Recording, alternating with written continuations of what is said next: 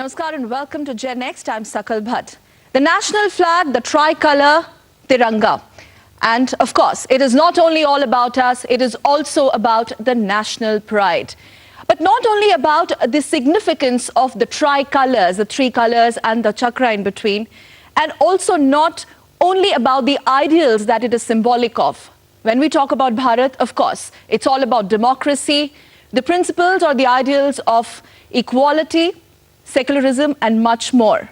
But today on Gen Next, when we tell you about the glory and the story of national flag on this episode titled Know Your Flag, we would also take a deeper look at what does this national flag, the Tiranga, really mean for today's young India, today's Gen Next. Basically, the connect between the national flag and this generation of the country.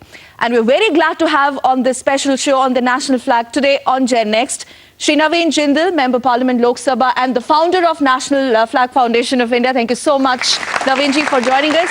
And also extremely glad to have with us Commander KV Singh, CEO Flag Foundation of India. Commander Singh, thank you so much for being with us. And Generation Next, aapka bhi swagat karte hain.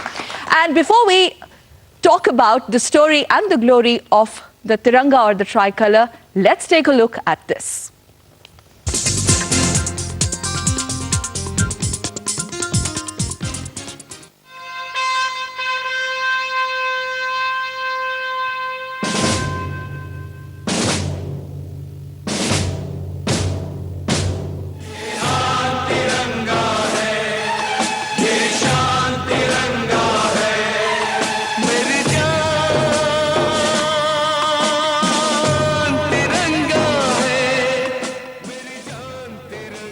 देश की शान ऊंचा तिरंगा अब कुछ स्थानों पर रात को भी फहरता रह सकता है।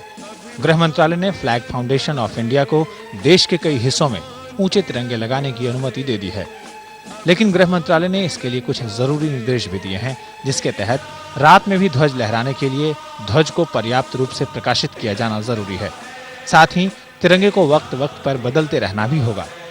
तिरंगे को लहराने की इस शर्त को पूरा करते हुए फ्लैग फाउंडेशन ऑफ इंडिया ने हरियाणा में हिसार, कुरुक्षेत्र, सोनीपत, लाडवा, कैथल और उड़ीसा में अंगुल में ऊंचे ऊंचे तिरंगे स्थापित किए हैं।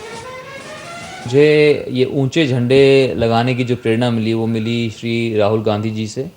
उन्होंने मुझे एक बार संसद में मुझे एक लिटरेचर दिया उन्होंने, और उसमें दिखाया हुआ था कि कुछ देशों ने बहुत ऊंचे ऊंचे झंडे अपने देश में लगाए हैं ताकि दूर दूर से लाखों लोग उसे रोज देखकर अपने देश के प्रति प्रेरित हो सकें, समर्पित हो सकें।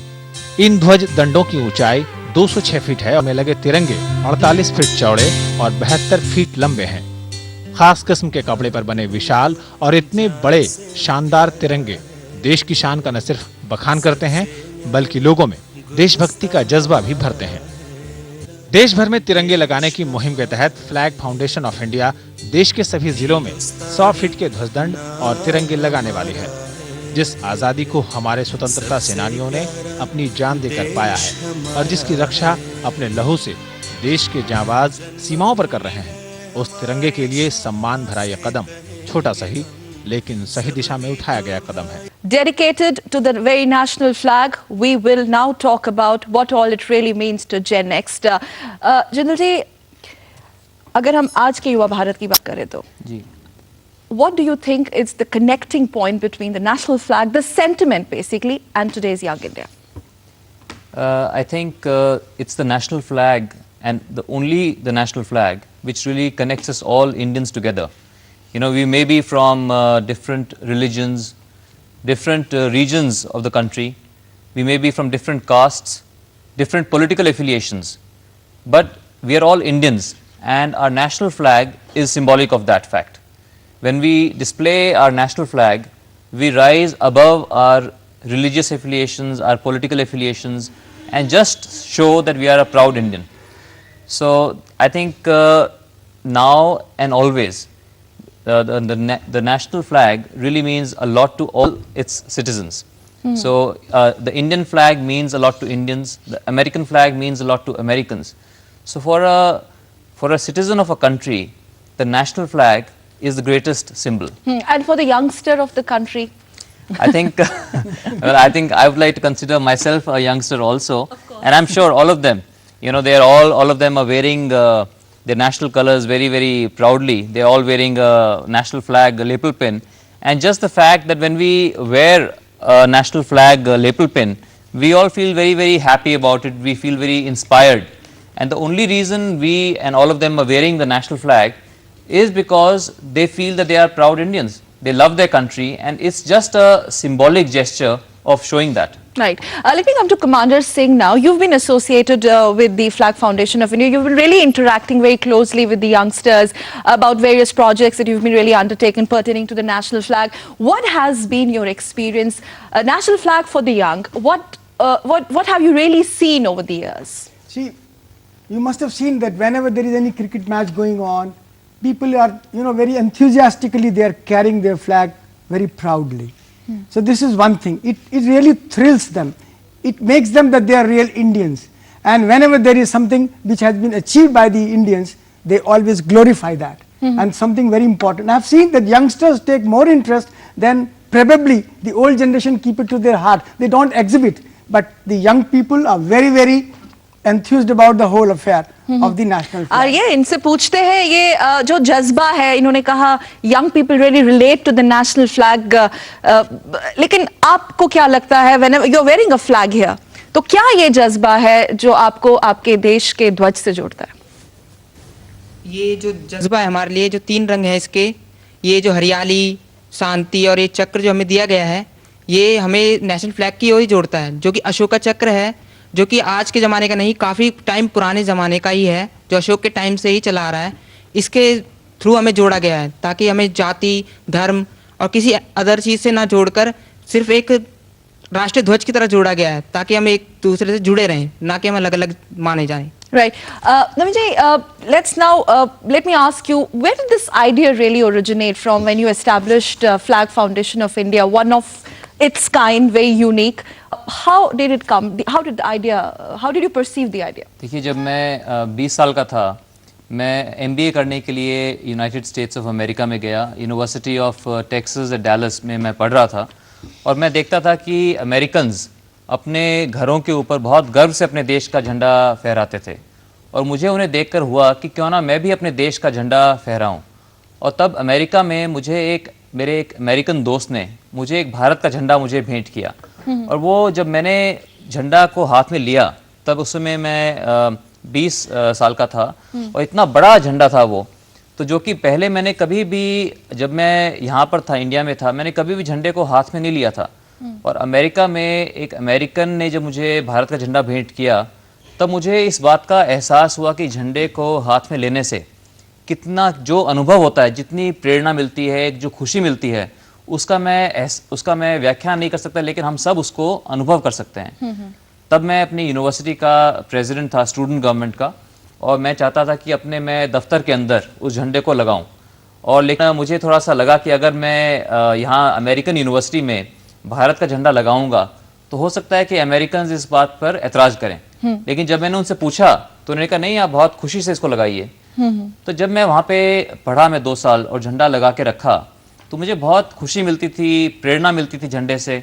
और जब लोग आते थे, मैं उन्हें अलग अलग, जैसे इन्होंने बताया, अलग अलग रंगों के बारे में कि हमारे झंडे का महत्व क्या है, और हमारे जो 100 करोड़ की हमारी जो देश की जनता है, उसके लिए झंडे का महत्व क्या है, तो लोग बहुत खुशी से इन बातों को सुनते थे। और जब मैं वापस आ गया पढ़कर, और छत्तीसगढ़, रायगढ़, जो कि अब छत्तीसगढ़ में है, पहले मध्य प्रदेश में था, वहाँ पर फैक्ट्री में 26 जनवरी 93 को हमने झंडा फहराया। और जब अगले दिन मैं गुजर रहा था, तो मैंने देखा सिर्फ डंडा है और झंडा गायब है।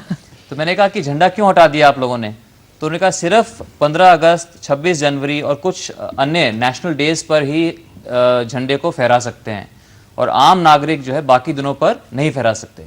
तो मुझे बहुत अजीब लगा कि अमेरिका के अंदर तो मैं भारत का झंडा हर रोज़ दर्शाता था, लेकिन अपने देश में सम्मानपूर्वक ढंग से मैं अपने देश का झंडा नहीं फहरा सकता। तो फिर जो है मैंने इसके लिए संघर्ष किया, चेक किया, देखा कि क्या इसके प्रति कानून है। तो कानून बहुत स्पष्ट था कि हम झंडे का किसी प्रकार से अनादर नहीं कर सकते। as per Prevention of Insults to National Honor Act 1971, अगर भी कोई भी व्यक्ति अगर झंडे को लोगों के सामने अगर उसको पांव तले रौंदता है, उसको जलाता है, उसको फाड़ता है, उसके ऊपर कालख पोतता है, Any disrespect? Any kind of disrespect, तो उसको जो है झंडे का अनादर माना जाएगा और उसके लिए उसे जेल भी भेजा जा सकता है। लेकिन अगर कोई सम्मानपूर्वक ढंग से लगाना चाहता है अपने घर के ऊपर या दफ्तर के ऊपर अपने देश प्रेम को दर्शाने के लिए, तो उसे रोका जाए। वो केवल था झंडा संहिता के अंदर, Okay. Flag code of India, उसके अंदर लिखा था कि कौन लगा सकता है, कब लगा सकते हैं। तो उसको फिर मैंने चैलेंज किया, पहले दिल्ली हाई कोर्ट के अंदर और फिर दिल्ली हाई कोर्ट में 6 महीने में फेवर में जजमेंट मिली, और जिसने कहा कि सरकार को कोई अधिकार नहीं है किसी व्यक्ति को सम्मानपूर्वक झंडा फहराने से। और उस जजमेंट के बाद भारत सरकार सुप्रीम कोर्ट में उन्होंने एक पिटीशन दायर की, और सुप्रीम कोर्ट में फिर ये केस 7 सालों तक चला, और फिर फाइनली जाकर के 23 जनवरी 2004 को माननीय उच्चतम न्यायालय ने, सुप्रीम कोर्ट ऑफ इंडिया ने एक ऐतिहासिक फैसला सुनाया और कहा कि झंडा फहराना freedom of speech and expression का एक अभिन्न अंग है, और हर व्यक्ति हर रोज गर्व से अपने देश का झंडा फहरा सकता है। Okay, having said that, Naveen ji, now that display of the national flag with full honor is our fundamental right. Having said that, do you think since then we've been really able to propagate the flag culture in our country, specifically amongst youngsters? See, this is the first time in the history of our country that we have got the right to display our national flag. If we talk about thousands of years back, whether it was Ram Rajya or Ashoka or Maurya or the Mughals and then the Britishers, we've been ruled by all these people, and then there were small kingdoms were there. So the flag always belonged to the ruler, never the people. The citizens of the country, they never got the right to display their own flag.